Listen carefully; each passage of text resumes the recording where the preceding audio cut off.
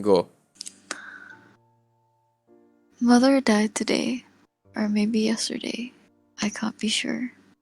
The telegram from the home says, "Your mother passed away. Funeral tomorrow. Deep sympathy," which leaves the matter doubtful. Could have been yesterday.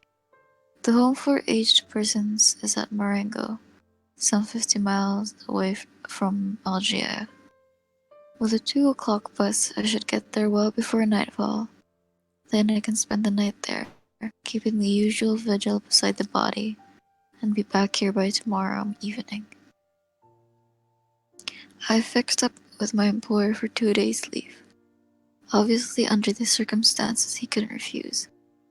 Still, I had an idea he looked annoyed, and I said without thinking, "Sorry, sir, but it's not my fault, you know." Afterwards, it struck me I didn't need to say that. I needn't have said that. I had no reason to excuse myself. It was up to him to express his sympathy and so forth. Probably he will do so the day after tomorrow, when he sees me in black. For the present, it's almost as if mother weren't really dead. The funeral will bring it home to me, put an official seal on it, so to speak. I took the 2 o'clock bus. It was a blazing hot afternoon. I had lunched as usual at Celeste's restaurant. Everyone was most kind, and Celeste said to me, "There's no one like a mother." When I left, they came with me to the door. Shit, fuck, my phone died. It was something of a rush getting away, as at the last moment I had to call in at Emmanuel's place to borrow his black tie and a morning band. He lost his uncle a few months ago. I had to run to I suppose it was hurrying like that. What with the glare of the road and from the sky, the reek of gasoline and the jolts that made me feel so drowsy. Anyhow, I slept most of the way. When I woke, I was leaning against a soldier. He grinned and asked me if I'd come from a long way off, and I just nodded. To cut things short, I wasn't in the mood for talking. The home is a little over a mile from the village. I went there on foot. I asked to be allowed to see mother at once, but the doorkeeper told me I must see the warden fire. He wasn't free, and I had to wait a bit. The doorkeeper chatted with me while I waited. Then he led me to the office. The warden was a very small man, with grey hair and a Legion of Honor rosette in his buttonhole. He gave me a long look with his watery blue eyes. Then we shook hands, and he held mine so long that I began to feel embarrassed. After that, he consulted a register on his table and said, Madame Mersault entered the home 3 years ago. She had no private means and depended entirely on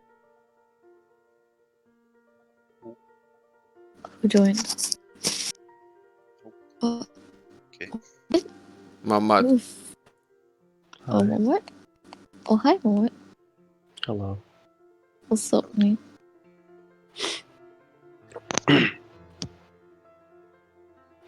Holy fucking shit, I love this piano so much. Yes. What? I'm reading Albert Camus book. What's it about? It's about I actually don't know, to be honest. Wow. She cried. Some guy's mother died, and he was like, "Oh, she probably died yesterday or tomorrow or today. I don't know." No, like that's cool, bro. It's cool, I guess. Seems good, man. Seems good, yes.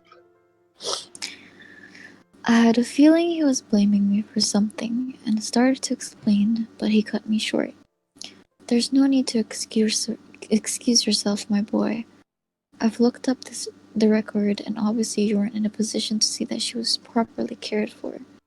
She needed someone to be with her all the time. and young men in jobs like yours don't get too much pay.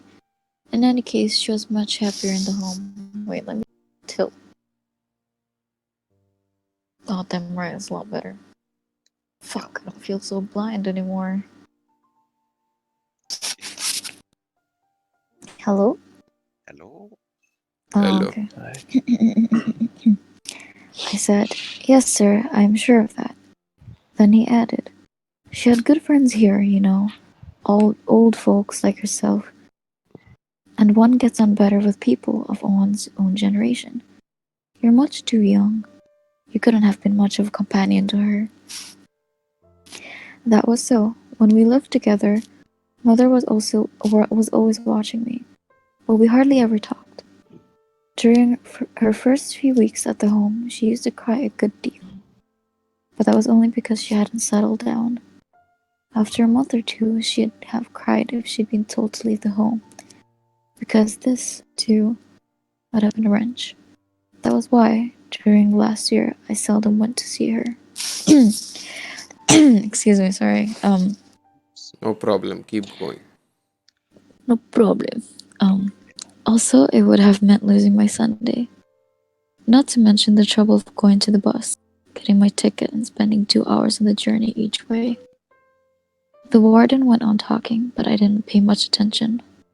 Finally, he said, "Now, I suppose you'd like to see your mother." I rose without replying, and he led the way to the door. As we were going down the stairs, he explained, "I've had the body moved to our little mortuary, so as not to upset the other people, you understand. Every time there's a death here, they're in a nervous state for 2 or 3 days, which means, of course, extra work and worry for our staff." We crossed the courtyard where there were a number of old men, talking amongst themselves in little groups. They fell silent as we came up with them. Then, behind our backs, the chattering began again. Their voices remind me of parakeets in a cage, only the sound wasn't quite so shrill. The warden stopped outside the entrance of a small, low building. "So here I leave you, Monsieur Monsalt. If you want me for anything, you'll find me in my office. We propose to have the funeral tomorrow morning. That will enable you to spend the night before your mother's coffin, as no doubt you would wish to do. Just one more thing. I gathered from your mother's friends that she wished to be buried with the rites of the church. I've made arrangements for this, but I thought I should let you know." I thanked him. So far as I knew, my mother, though not a professed atheist, had never given a thought to religion in her life. I entered the mortuary. It was a bright, spotlessly clean room, with whitewashed walls and a big skylight. The furniture consisted of some chairs and trestles. Two of the latter stood open in the center of the room, and the coffin rested on them. The lid was in place, but the screws had been given only a few turns, and their nickeled heads stuck out above the wood, which was stained dark walnut. An Arab woman, a nurse, I supposed, was sitting behind the bier. She was wearing a blue smock and had a rather gaudy scarf wound around her hair. Just then the keeper came up behind me. He'd evidently been running, as he was a little out of breath. We put the lid on, but I was told to unscrew it when he came, so that you could see her. While he was going up to the coffin, I told him not to trouble. "Huh? What's that?" he exclaimed. "You don't want me to—" "No," I said. He put back the screwdriver in his pocket and stared at me. I realized then that I should, and it made me rather embarrassed. After eyeing me for some moments, he asked, "Why not?" But he didn't sound reproachful. He simply wanted to know. "Well, really I couldn't say," I answered. He began twiddling his white moustache then, without looking at me, said gently, "I understand." He was a pleasant-looking man with blue eyes and ruddy cheeks. He drew up a chair for me near the coffin and seated himself just behind. The nurse got up and moved toward the door. As she was going, the keeper whispered in my ear, "It's a 2 more, she has. Poor thing. I looked at her more carefully and I noticed that she had a bandage around her head, just below her eyes. It lay quite flat across the bridge of her nose, and one saw hardly anything of her face except that strip of whiteness. As soon as she had gone, the keeper rose. Now I leave you to yourself. I don't know whether I made some gesture, but instead of going, he halted behind my chair. The sensation of someone posted at my back made me uncomfortable. The sun was getting low, and the whole room was flooded with a pleasant, mellow light. 2 hornets were buzzing overhead against the skylight. I was so sleepy I could hardly keep my eyes open. Without looking around, I asked the keeper how long he'd been at home. 5 years. The answer came so pat that one could have thought he'd been expecting my question. That started him off, and he became quite chatty. If anyone told him 10 years ago that he'd end his days as storekeeper at a home at Marengo, he'd never have believed it. He was 64, he said, hailed from Paris. When he said that, I broke in. Ah, you don't come from here? I remembered then that, before taking me to the warden, he told me something about mother.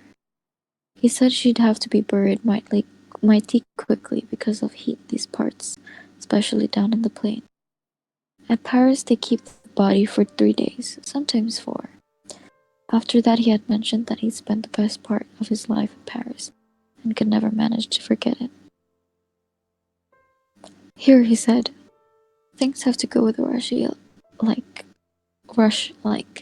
You've hardly time to get used to the idea that someone's dead before you're hauled off to the funeral.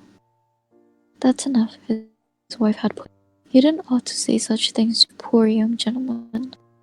The old fellow had blushed and begun to apologize. I told him it was quite all right, as a matter of fact. I found it rather interesting. What he'd been telling me, I hadn't thought of that before. Now he went on to say that he'd entered the home as an ordinary inmate, but he was still quite hale and hearty, and when the keeper's job fell vacant, he offered to take it on.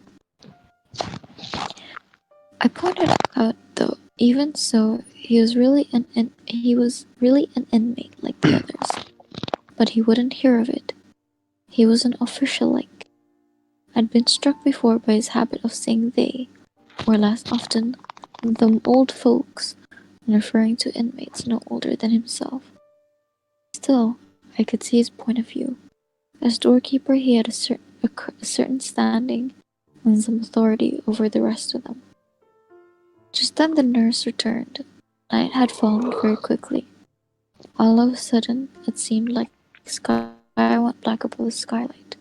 The keeper switched on, and I was almost blinded by the blaze of light. He suggested I should go to the refectory for dinner, but I wasn't hungry. Then he proposed bringing me a mug of coffee au lait.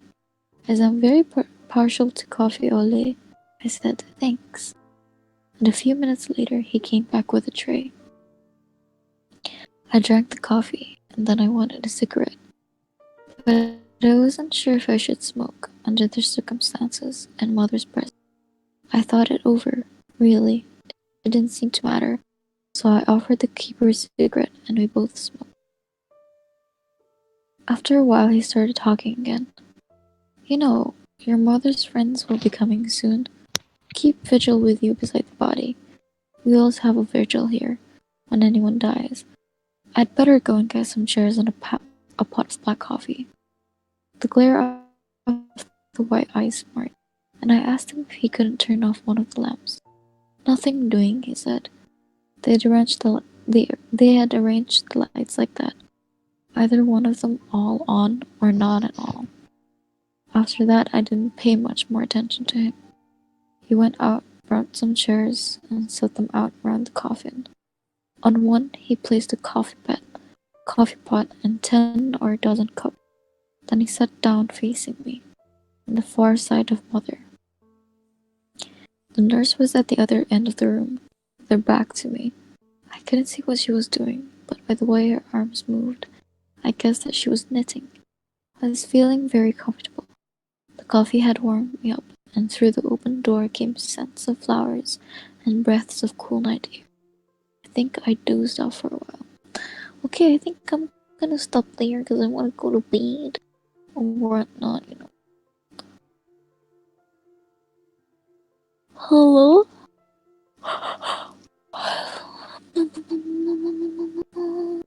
Sure thing.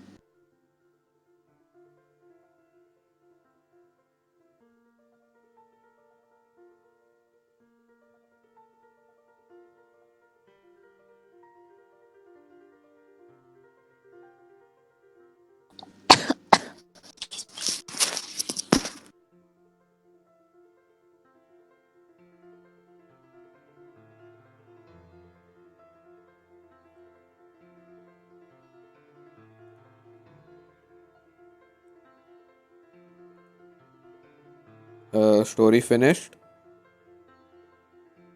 There's more, but I'm kind of like getting sleepy right now. Should I stop recording then? Yeah.